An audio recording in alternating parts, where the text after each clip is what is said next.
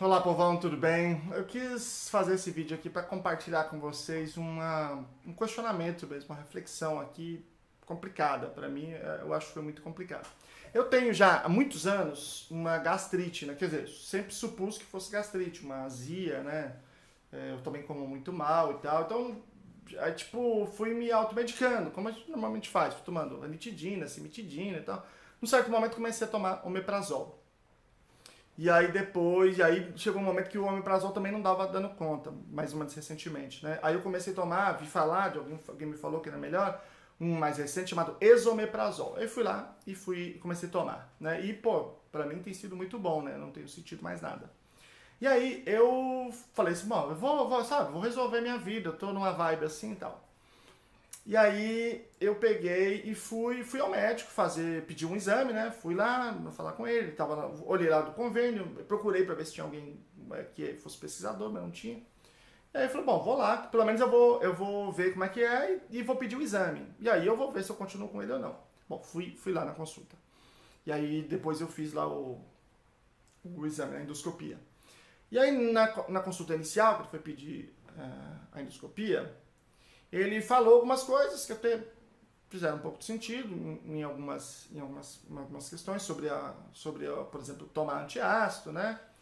Mas aí, meus amigos e minhas amigas, ele disse assim, em certo momento, leva de máscara? Tudo mentira, isso aí não funciona não. Isso aí não tem nada a ver. Isso aí não... Isso aí...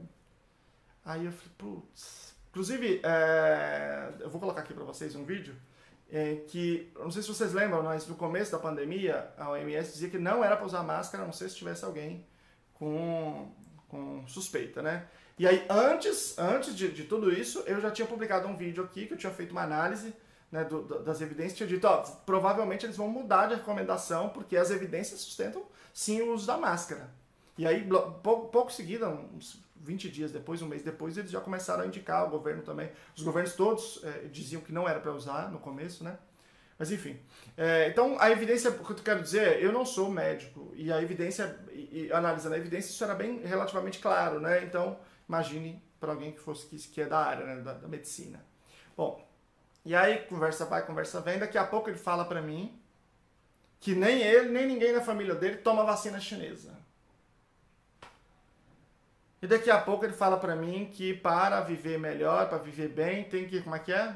Eu não me lembro exatamente, mas acho que foi. É fazer esporte e rezar para viver mais. E aí?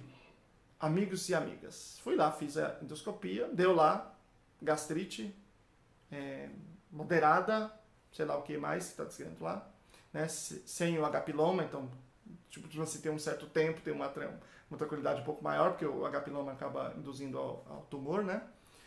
Ao câncer. E aí, como é que você volta no médico que fala isso?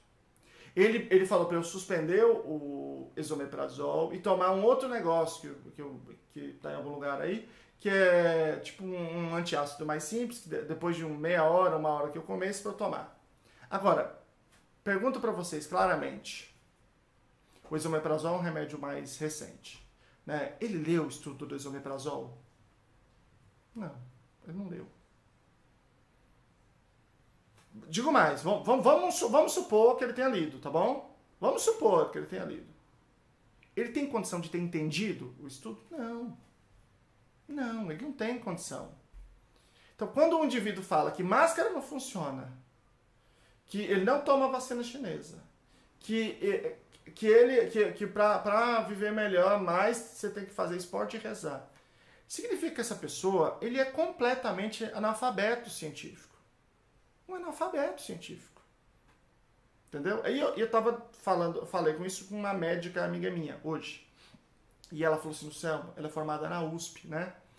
E eles têm um grupo de WhatsApp de médicos que foram formados juntos, já formada há muitos anos. Né? Então, tem uma galera ali, já tem uma estrada, não é alguém que está iniciando agora. Né? Ela falou, Selmo, eu ouço de tudo aqui. Ouço, né? Vejo, né? De tudo. Né? Os médicos falando que dão cloroquina para os pacientes.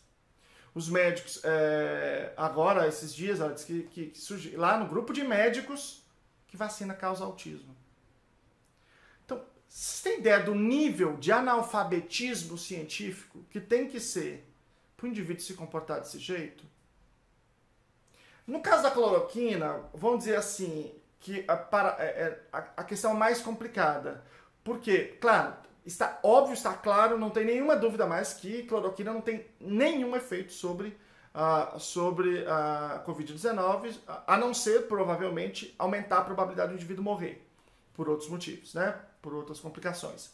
Mas, o que é o fator atenuante, não sei se é atenuante ou se é pior, que é o fanatismo político, porque esse é um fenômeno que eu vejo muito, né? O indivíduo é um indivíduo racional, estudado, a pessoa, pô, legal, mas quando envolve a crença política dele, ele endoida. Ele, sabe, é até curioso eu citar aqui um psicanalista, né? Eu sempre, mas só para deixar claro, só para reiterar, psicanálise não é ciência, psicanálise não tem nada a ver com ciência, psicanálise é uma, enfim, uma pseudociência, mas a psicanálise enquanto uma interpretação dos fenômenos culturais eu gosto muito, né? Então, por exemplo, o Mal-Estar na Modernidade do Freud é fantástico, e o Erich Fromm, que é, digamos assim, um indivíduo que caminhou nesse sentido aí, né, do cultural do Freud. E ele tem um livro, eu não lembro qual que é, mas ele conta de um caso específico, né, um tipo de caso específico que, por exemplo, se você é historiador, analisa um pouco a história do Brasil, você vai ver, é muito comum, né, que é um indivíduo racional, um indivíduo estudado, culto, crítico, mas quando você falava do Stalin, o cara endoidava de uma maneira assim, absurda, né? Você pega, por exemplo, quando você lê a biografia do Marighella, não sei se alguém que já teve a oportunidade de ler, os caras chamavam o Stalin de papai. Papai. O cara culto, não é? Tô falando do cara que comia livro. Chamava o Stalin de papai. Você fala, pô, que isso? Né? Então, o fanatismo político, e aí acontece na direita, acontece na esquerda, ele pira muitas pessoas, né? Então, de certa forma, digamos assim, quando você está concorrendo dois controles do comportamento. O que controla o seu comportamento? É a política ou é a ciência? Né? E aí, quando eles entram em confronto, a política. Tem uma amiga que também tem um pai, que sempre foi um cara da evidência científica pesada, assim. Aquele cara, porra, compromissado. Agora, né, é cloroquina, é ivermectina, não sei o quê. Por quê? Quando entrou em confronto, o controle do comportamento exercido pela ideologia política é muito mais poderoso no caso dele. Isso é um fenômeno muito interessante, né? Existe um campo na análise do comportamento chamado RFT, Teoria das Molduras Relacionais, que estuda muito isso, essas questões, essas relações, entre relações, né, de estímulos. Enfim, não vou entrar nisso aqui agora, mas só apontando aqui para quem quiser estudar um pouco melhor, avançar um pouco mais nesse campo. Então eu quis fazer aqui uma reflexão, apresentar para vocês esse meu dilema. É um dilema, realmente. Eu vou ter que procurar outro médico, vou ter que pagar no particular. Porque também não vou ficar testando um monte, né? Preciso fazer o tratamento, né? Porque como é que você vai no médico se você não tem confiança, né? Quando meu filho era pequeno, eu fui no médico, eu não entendia nada desse negócio de evidência e tal. Fui no médico, o médico deu o tratamento para ele. Meu filho tem autismo, né?